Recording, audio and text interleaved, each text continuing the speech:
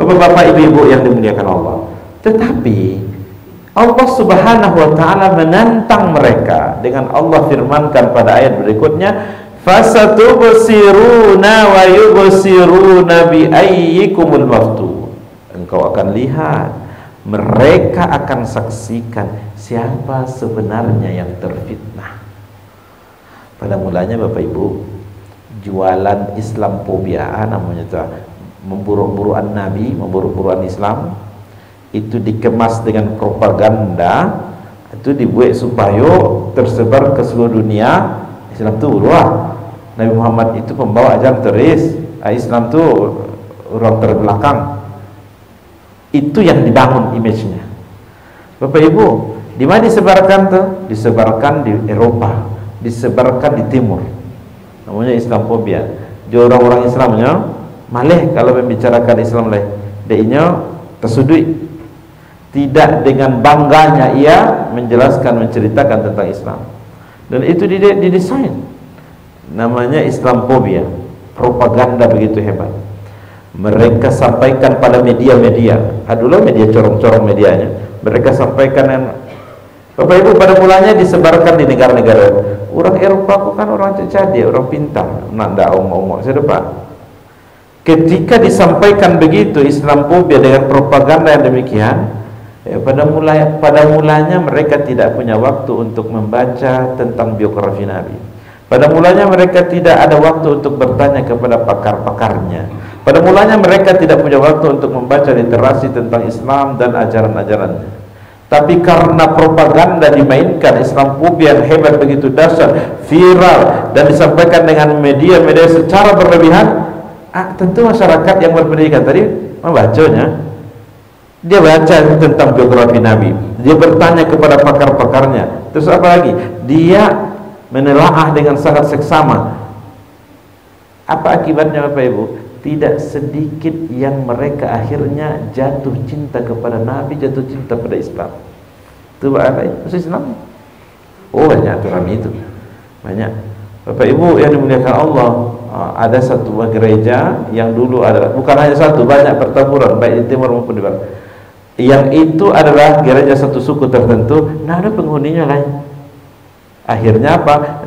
Mereka yang telah masuk Islam lalu membeli gereja suku-suku itu dan membuat menjadi Islamic Center, markas-markas Islam.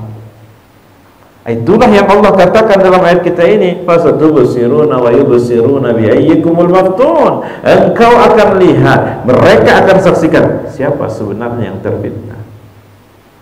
Bapak Ibu hadirin dan hadirat sekalian yang dimuliakan Allah, maka ayat kita yang ketujuh sekaligus barangkali sampai di sini, nanti kita akan sambung pada ayat berikutnya.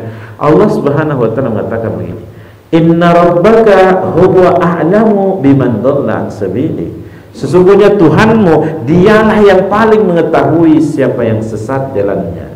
Wa huwa a'lamu, dan dia pula yang paling mengetahui siapa yang berada pada jalan hidayah, pada jalan petunjuk. Dia begini Bapak Ibu, musyrikin Mekah tadi itu mengatakan merekalah yang berada pada jalan yang benar karena mengikuti nenek moyang mereka.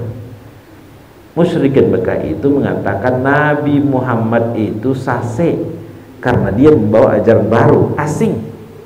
Maka Allah Subhanahu wa taala datang hadir mengcounter isu itu dan meletakkan pondasi-pondasinya dengan menurunkan ayat yang ketujuh. Nah, hakikat kebenaran bukan menurut kalian.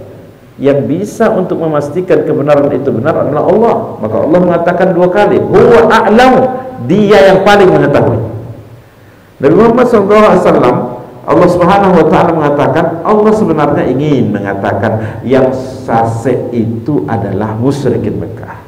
Yang berada pada jalan hidayah, jalan petunjuk itu adalah Nabi Muhammad. Bapak Ibu yang dimuliakan Allah, ayat ini sekaligus juga mengingatkan kita, ada di antara kita orang-orang yang suka mengklaim kebenaran itu hanya sepihak. Ini saya betul, yang salah, yang lain itu salah saja. Itu tidak boleh. Karena hakikat yang menentukan siapa yang paling tahu tentang orang dapat petunjuk, Allah. Siapa yang paling mengetahui tentang orang ini sesat? Allah. Ini sekarang Pak, Sianu tu selesai tu.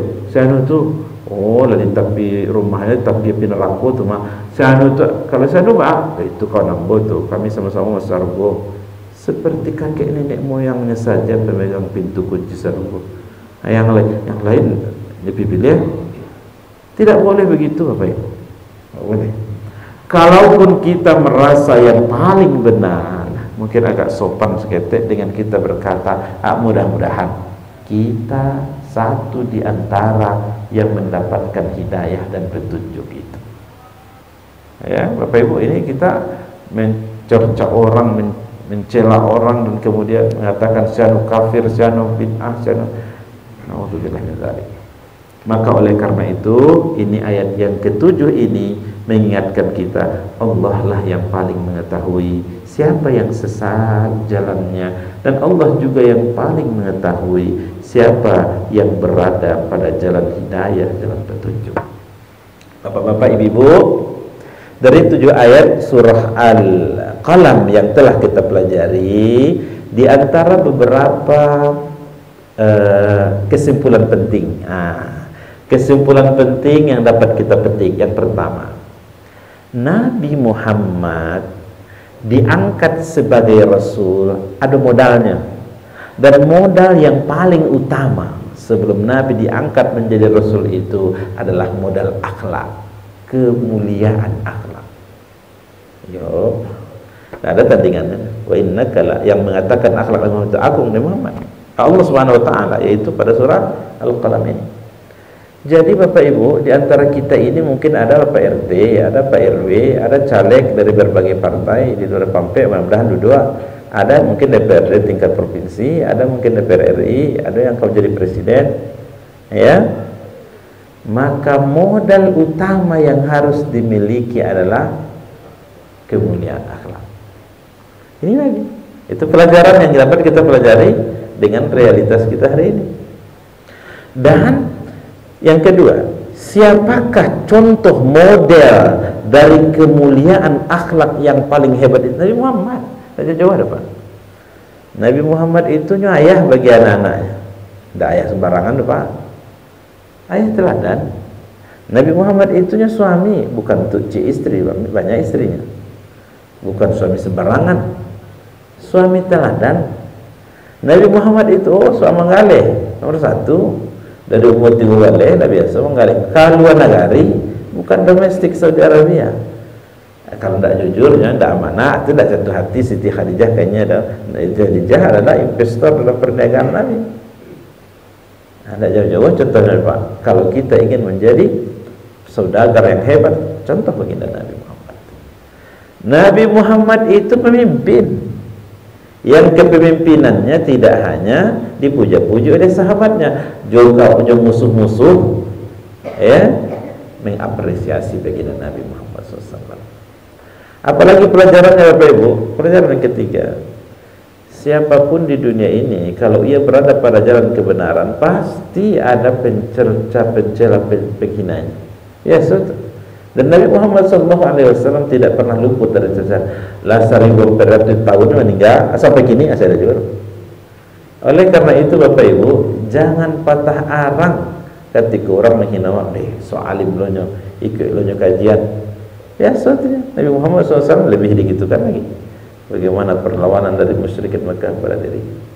Bapak Ibu yang dimuliakan Allah, pelajaran terakhir adalah jangan sekali-kali mengklaim kebenaran itu hanya ada pada pihak kita.